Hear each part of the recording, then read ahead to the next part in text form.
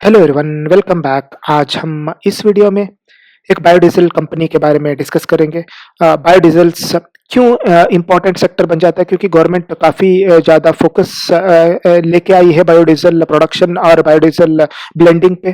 तो इसके लिए मैं सोचा एक इंटरेस्टिंग कंपनी बन सकती है हमारे स्टडी के हिसाब से। तो चलिए शुरू तो करते हैं। तो पहले मैं गवर्नमेंट का साइट में जाके देखता हूँ यूटिलाइज़ेशन ऑफ बायोफ्यूल। तो क्या कर रही है गवर्नमेंट, ये एक नोटिफिकेशन लास्ट ईयर दिसंबर 2023 पे आया था। तो क्या कर रहे हैं government, guidelines for sale of biodiesel for blending with high speed diesels for transportation purpose in 2019। तो इसको अमेंडमेंट किया है। Subsequently, via the amendment order of 2019, the government has permitted the direct sale of biodiesel B100 for blending with high speed diesels to all consumers।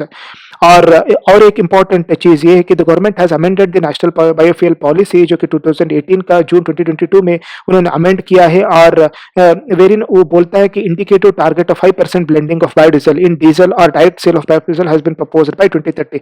तो 2030 तक 5% biodiesel blending की एक target government रखी है। और इसके लिए ही गवर्नमेंट जीएसटी भी कम किया है। GST rate for biodiesel supplies has been reduced from 12 to 5% in October 2021। So ये सब चीजेस फैक्टर्स कंसिडर करते हुए हम देख सकते हैं कि बायोडीजल प्रोडक्शन और बायोडीजल ब्लेंडिंग में ज्यादा फोकस गवर्नमेंट लेके आई है। और even 10th of August every year government world biofuel day ये भी सेलिब्रेट करती है, इसको बढ़ावा देने के लिए। देखते हैं एक कंपनी है कोटियार इंडस्ट्रीज। तो यहाँ पे हम देख सकते हैं इनका मेन, जो कि 2016 में इन्होंने इनकॉर्पोरेट हुआ था और काफ़ी रिसेंट कंपनी है।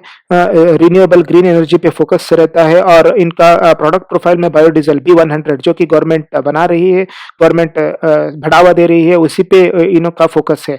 और इसके अलावा इन लोग ग्लिसरीन भी प्रोडक्शन करते हैं। इनका raw materials vegetable oils, alcohol और कैटलिस्ट से आता है।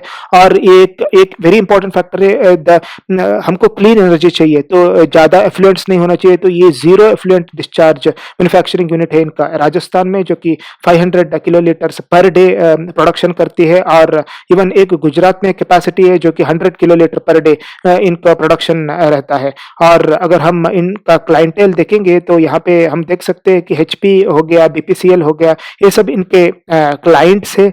और इवन ये क्लाइंट्स बल्क बायर्स है, इनके बल्क बायर्स है। तो इसलिए इनका ज़्यादा जो प्रोडक्शन होता है ज़्यादा जल्दी तरीके से इनका कंजम्पशन भी होता है।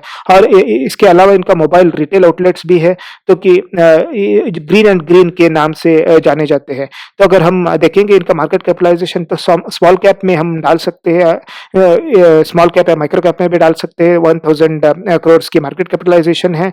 बहुत ही स्मॉल कंपनी है। तो जैसे कि हम जानते हैं कि स्मॉल कंपनी में रिस्क ज़्यादा होता है, लेकिन उतना ही ग्रोथ का पोटेंशियल भी रहता है। तो इनका करंट पी अराउंड 34 है एंड डेब्ट टू इक्विटी 0.63 है, थोड़ा हायर साइड पे है, लेकिन ग्रोइंग कंपनी में ये एक्सपेक्टेड रहता है। और इनका अगर हम एवरेज पी निकाल के देखेंगे तो यहाँ पे देख सकते हैं कि इनका average P around 1500, sorry, average P भी अराउंड 30 के हिसाब से आता है।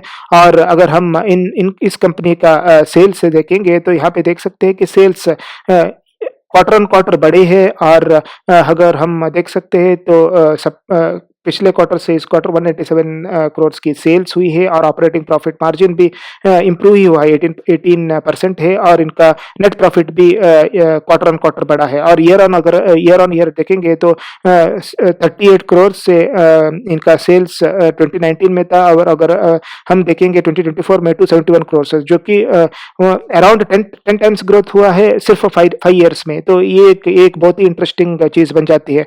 और इनका ईपीएस भी उसी तरीके से ग्रोथ हुआ है। और इनका रिजर्व्स अगर हम देखेंगे, रिजर्व्स भी ग्रोथ हुआ है। बोरोइंग जैसे कि डेप्ट थोड़ा ज़्यादा है, डेप्ट टू इक्विटी थोड़ा ज़्यादा है, तो बोरोइंग 97 करोड़ की है।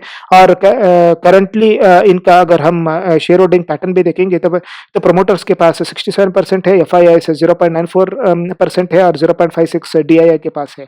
और अगर हम टेक्निकल चार्ट जाके देखेंगे तो हम देख सकते हैं कि इसका ऑल टाइम हाई बना हुआ था 1550 लेवल पे। और करंटली ये ट्रेड कर रहा है 1043 लेवल पे, तो अराउंड 30 to 35% डिप ऑलरेडी देखने को मिली है और इसका सपोर्ट है अराउंड 850 लेवल पे।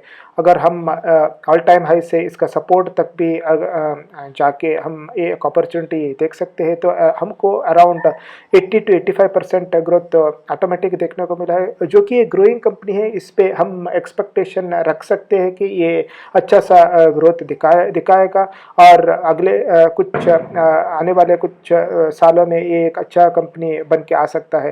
तो इसलिए मैं ये कंपनी को लेके एक केस स्टडी बनाया हूँ। बट अगेन ये सिर्फ बाई एजुकेशनल वीडियो पर्पज़ के लिए वीडियो बनाया हूँ, ये कोई बाइंग और सेलिंग रिकमेंडेशन नहीं है। अगर आपको ये वीडियो पसंद आता है तो please do like share and subscribe. चलिए मिलते हैं तब तक के लिए अगले वीडियो में। Thank you very much. जय हिंद।